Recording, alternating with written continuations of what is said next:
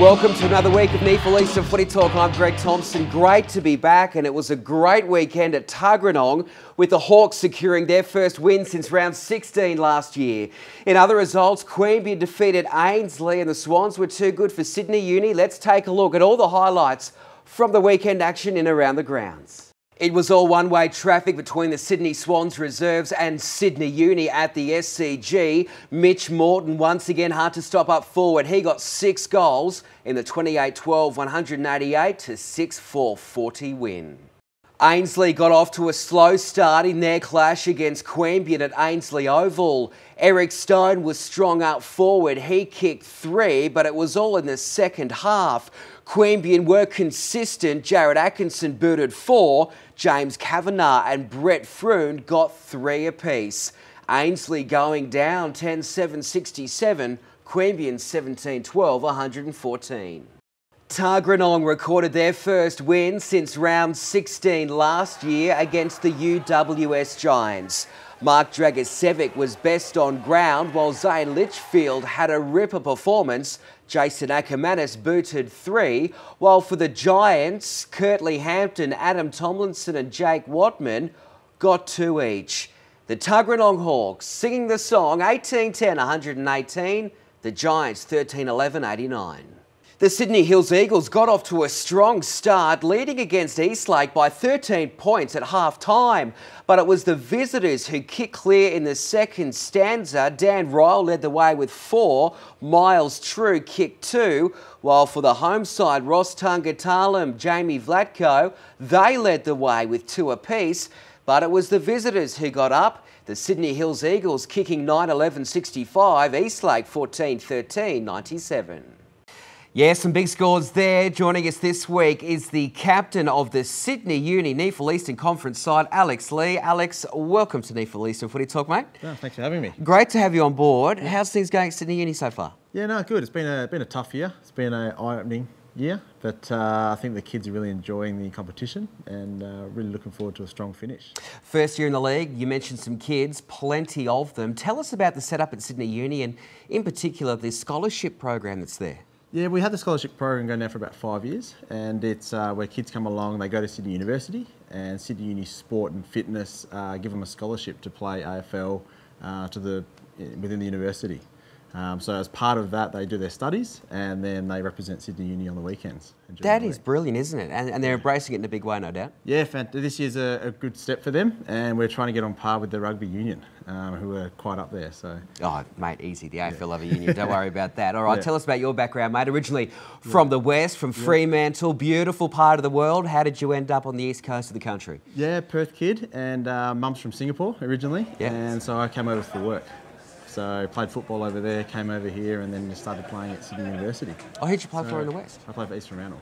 Oh, brilliant. So over there with the Waffle, huge. With Berkey from Eastlake. No way, small world. Yeah, very small world. So yeah, we're over here now against each other. And the very team you got this weekend, of course. Oh yeah, exactly. Yeah, this week. So hopefully, he doesn't bring his A game this week. All right, we'll hold him to that. Well, it's a big round of the NEAFL Eastern Conference, of course, Multicultural Round. Tell us about it. Your thoughts and experiences. As you mentioned, your heritage before. I mean, it's a nice touch by the AFL. And of course, the NEAFL is embracing it this weekend. Yeah, I think it's fantastic. Like with any culture and any sport and anything you do in community, it's great to embrace all different cultures. And it's good that they've taken the stance they have in the AFL, and it's seeing it flow through to grassroots. And these days, there are so many different cultures coming from across the globe.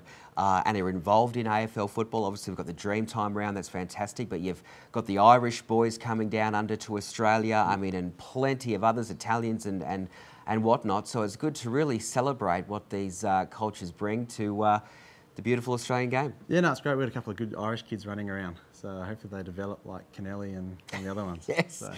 And one player of the NEAFL Eastern Conference from the Sydney Swans reserves is Eugene Kruger. He'll be celebrating Multicultural Round this weekend. And our very own Ashley Stewart from NEAFL Eastern Footy Talk caught up with him at the SCG. I'm joined by Eugene Kruger from the Sydney Swans, who's going to talk to us about what Multicultural Round means to him and how his team's gone the first half of the season. Eugene, thank you for joining us. You're welcome. Yeah, it's good. So tell me a little bit about why Multicultural Round is important to you.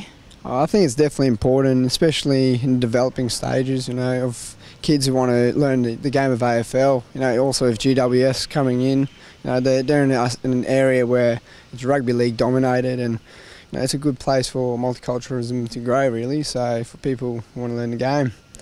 And on the footy side of things, the Swans have had a really good start to the season so far, and you had another big win on the weekend. How's the feeling around the team with the boys halfway through the season? Yeah, it's definitely a lot better than the start of the season. The boys are starting to mix a lot better because there's new players in there, and also with the vibe of the seniors as well, we're just feeding off them as well. So the boys are really happy and happy to be on top of the ladder as well. So it's a real good feeling. Well, thank you very much for joining me, Eugene, and good luck against the Giants this weekend. And back over to you guys in the studio. Thanks, Ashley. Do stay with us after the break on NEAFL and Footy Talk. We'll take a closer look at Multicultural Round. Inshallah, Tigers flag.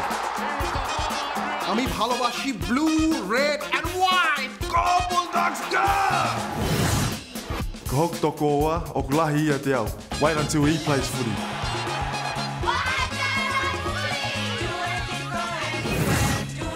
My favourite kids are free kids. Não tem nada melhor do que the roar of the crowd. Welcome back to NEAFL and Footy Talk. Our co-host this week is the skipper of Sydney Uni, Alex Lee, who'll be taking part in Multicultural Round this weekend.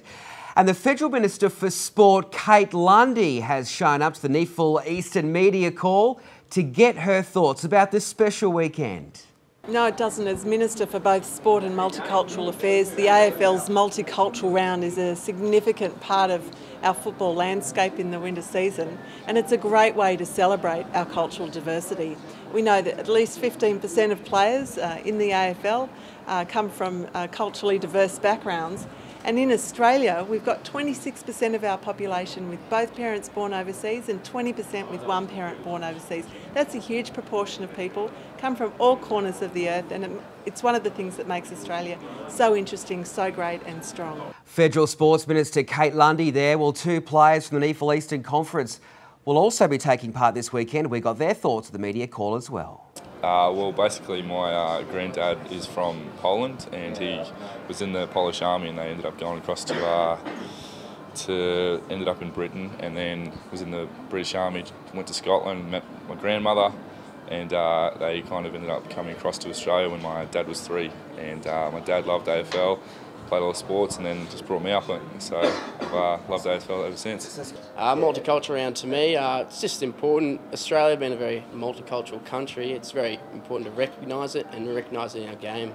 I think it's really great. And Tuggeranong finally got their first win of the season at the weekend. That is always a special moment, especially when victories have been hard to come by, mate. Yeah, no, it's good to see Tuggeranong get a win. We know exactly what they felt like, having been in a pretty similar situation. So congratulations to them, and we don't have to play them again. So they're all the best for the rest of the season. For them, so. That's so kind, mate. Yeah. Brilliant. Well, plenty of ins and outs for Multicultural Round. We go back to Ashley Stewart with all the details at the NEAFL Eastern Footy Desk.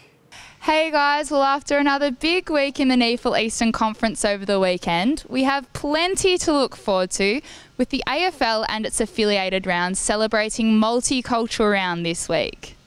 Queanbeyan Tigers have 2 ins in Sam Jensen and Ben Klemke. The Sydney Swans have no changes this week with Jed Lamb, Luke Parker and Jordan Lockyer still all out injured.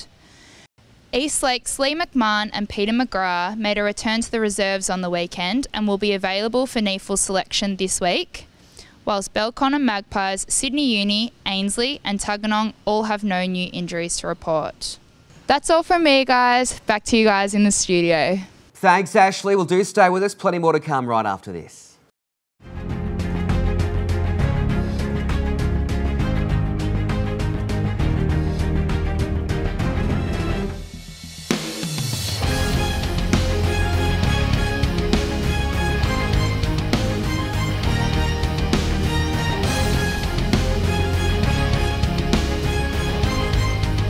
Get behind your team. For match details, head to neafl.com.au. Welcome back. Multicultural Round 14 of the North East Australian Football League Eastern Conference looks like this. First game, 1 p.m. It's a cross-conference clash between Morningside and Tuggeranong. That's at Esplin Oval. Both teams have only recorded one win so far this season. Alex, that is a huge confidence boost for Tuggeranong, who could potentially go 2 in a row. Yeah, big game for them. Hopefully they can back up after last week's win for the Eastern Conference. It'll be good to see them get 2 in a row. Who would have thought? All right, Saturday 2 p.m. The Sydney Hills Eagles playing host to the reigning Eastern Conference champions Ainsley at Bruce Purser. Alex, how do you see this one going down? It'll be tight, but I might go Hills Eagles at home. Yeah. Bit of a different ground up there. It certainly is a bit of a fortress as well, and Ainsley coming off the loss against Queanbeyan, as we saw earlier in the piece. Well, the next game is our NEAFL Eastern live stream, Saturday 2 p.m, Eastlake and your mob, Sydney Uni from Manuka Oval. How do you beat Eastlake? They're doing very nicely in this season. Yeah, they're doing very well. Obviously coached well by Berkey. So it'll be a tough contest, but hopefully we can come out with a bit of spirit and a bit of fight, and we'll back ourselves to take them on. Saturday 4 p.m, the Sydney Swans reserves and the UWS Giants at ANZ Stadium. That is a good surface to play footy on. Where do you see this one going? I'll go the Swans, having seen them firsthand last week. By the margin, give us a number. We'll go 50. Oh, that's conservative. All right, Sunday, 2 o'clock, finally Queanbeyan and Belconnen at Dairy Farmers Park. Queanbeyan very good against Ainsley last week. Belconnen had the bye. Queanbeyan will be very hard to stop at home, yeah? Yeah, we've seen Belconnen at their finest, I think, this year, but I'll go Queanbeyan. Me too. Tigerland, all happening there, and good to see Cade Klemke back, the player coach from a knee injury which saw him ruled out for a few weeks. Well, you can keep up to date on all the news and views from the NEAFL at neafl.com.au. You can find us on Twitter and Facebook. Alex Lee, thanks for joining us on Footy Talk. Best of luck on Manuka Oval on Saturday. Thanks a lot. All right, we'll see you soon. Thank you for your feedback and watching us. We'll see you next week on NEAFL Eastern Footy Talk. I'm Greg Thompson. Bye for now.